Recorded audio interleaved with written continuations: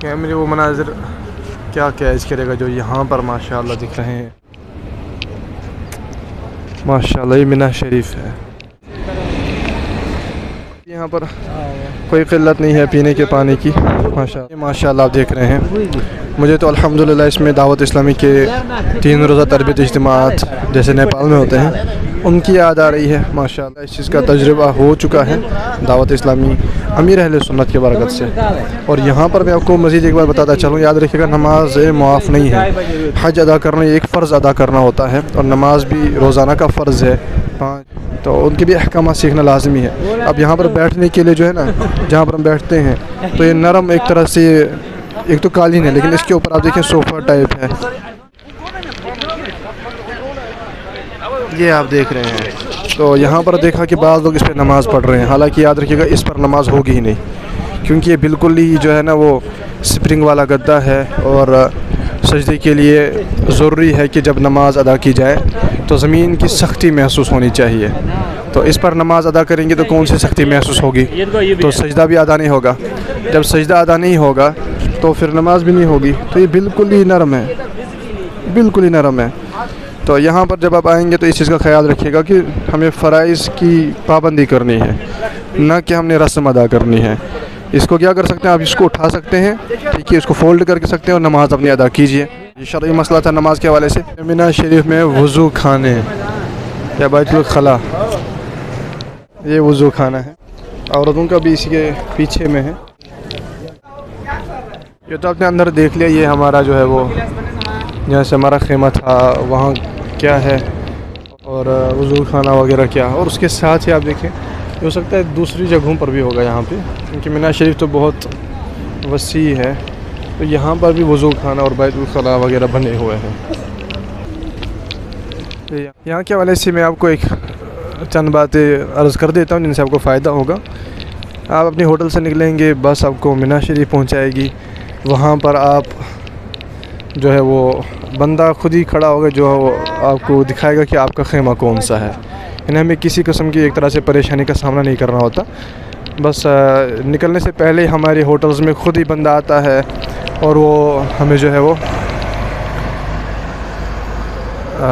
जो ज़रूरियात की चीज़ें होती हैं वो देकर जाता है कि खेमा नंबर क्या है वगैरह, यानी जगह कौन सी है। बात है आप यहाँ पर इबादत के लिए ही आए हैं, दुआएं कीजिए, फिर वज़ू वगैरह की हाजत वो हमने दिखा दिया। खाना वगैरह जो है वो ख़ुद जो है वो आपके खेमे तक पहुँचा दिया जाएगा। हमेशा याद रखिएगा, ये कोशिश किया करें जिस भी जगह आप जाएँ ना, नमाज़ों के तहफ़्फ़ुज़ का ज़हन होगा ना, तो ये चीज़ किया करें कि आप जब अपनी जगह वगैरह देख लें तो उसके बाद वहाँ पर याददाश्त वगैरह रखें, मेमोरी याद रखें, और उसके बाद सबसे पहले देखें कि वज़ू वगैरह कहाँ पे मैं कर सकता हूँ, क्योंकि नमाज फ़र्ज़ है। ये वज़ू वगैरह के मामलात ये पता होने चाहिए, पाक होने के मामलात कहाँ पे क्या करना है ये सब पता होना चाहिए।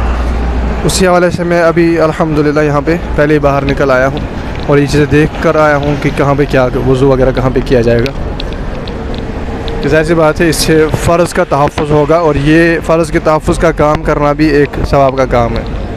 तो हर जगह पे इस तरह की कोशिश किया करें। अपने साथ बोतल वगैरह रखें कि उसमें पानी जमा रखें। वज़ू के मौके पर अगर भीड़ वगैरह हो तो बोतल से आप वज़ू कर लें, लेकिन पानी ज़ाहिर सी बात है उसमें उतना होना चाहिए कि वज़ू हो सके।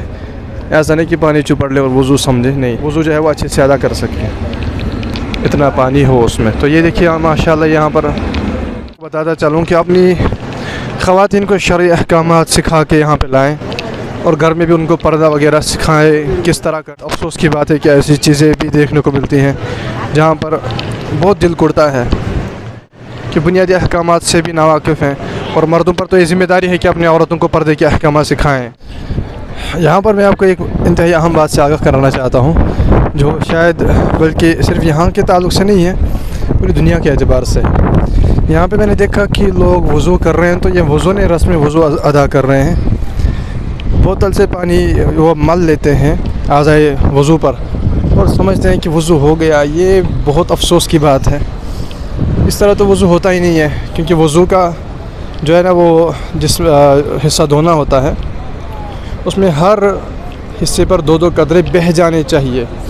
पानी बहना अलग होता है और पानी का जिस्म पर चिपड़ लेना ये अलग होता है, मल लेना ये अलग होता है। ये मसा करते हैं, आज़ाए वज़ू नहीं धोते, तो ये वज़ू भी नहीं होता। फिर इस मुक़द्दस मकाम में ज़ाहिर सी बात है कि नमाज़ें पढ़ेंगे तो नमाज़ भी नहीं होंगी। बहरहाल उनकी ये समझते हैं कि शायद वज़ू यहाँ पर नहीं कर पाएंगे, कैसे, बल्कि वज़ू खाने भी तो मौजूद हैं। और मज़ीद में आपको दिखाता हूँ कि यहाँ पर अगर आप बाहर निकलेंगे तो आपको थोड़ी सी मेहनत करने के बाद कई नलके भी मिल जाएंगे। यहाँ पर मस्जिद भी करीब है, तो यानी हमारे खेमे के करीब है, तो वहाँ पर भी कई नल आपको मिल जाएंगे वज़ू के लिए। ये आप देख रहे हैं, ये आपको नल मिलेंगे, यहाँ पर भी आप वज़ू कर सकते हैं। तो बहरहाल वो पानी चुपड़ लेना उससे वज़ू भी नहीं होता और तयम्मुम भी तो नहीं होगा, क्योंकि वो पानी मौजूद है। ऐसा लग रहा है कि ये लोग पानी से तयम्मुम करते हैं। क्या करें, जब उलमा किराम से दूरी होती है ना, तो नताइज बहुत भयानक होते हैं। इबादतें दुरुस्त होना फिर बहुत मुश्किल हो जाता है। वो मस्जिद का मीनार नज़र आ रहा है, इसी के आसपास कई नल आपको मिल रहे हैं, वज़ू कर सकते हैं आप यहाँ पे। बाज़ लोगों के समझ होता है कि वज़ू के लिए इस्तिंजा करना ज़रूरी है। ये मसला यहाँ पे ज़रूरी बयान कर रहा हूँ। तो वज़ू के लिए इस्तिंजा करना कोई ज़रूरी नहीं है। वज़ू शुरू हाथ धोने से, बल्कि नियत करने से, बिस्मिल्लाह पढ़ने से, हाथ धोने से होता है। तो ये भी गलत मसला लोगों में मशहूर है कि इस्तिंजा करना वज़ू के लिए ज़रूरी है। और बाज़ तो वो है कि जो समझते हैं कि घुटना खुल गया तो वज़ू टूट गया, ये भी गलत फहमी है। लिहाजा इल्म दीन हल है, इल्म दीन हासिल करेंगे तो आपके लिए इबादतें आसान होंगी। यहाँ पर भी वज़ू के लिए जगह है और यहाँ से मस्जिद शरीफ है।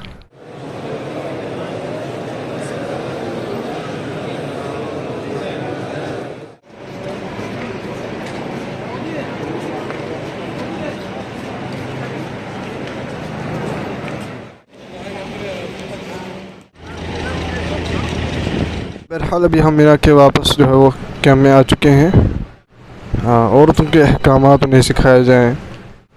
गैर महरम के सामने कलाइयों का पर्दा भी है, गर्दन का पर्दा भी है, कान का, बालों का पर्दा भी है, और सिखाया जाए उन्हें ये सब। यहाँ तक कि उलमा फरमाते अगर गैर महरम के सामने किसी को चीज़ देनी पड़ जाए तो इसमें भी औरत की कलाई ज़ाहिर ना हो। ज़ाहिर सी बात है, अहकामात हैं शरीयत की, हम पाबंद हैं। अल्लाह हमें समझ की तौफीक अता फरमाए।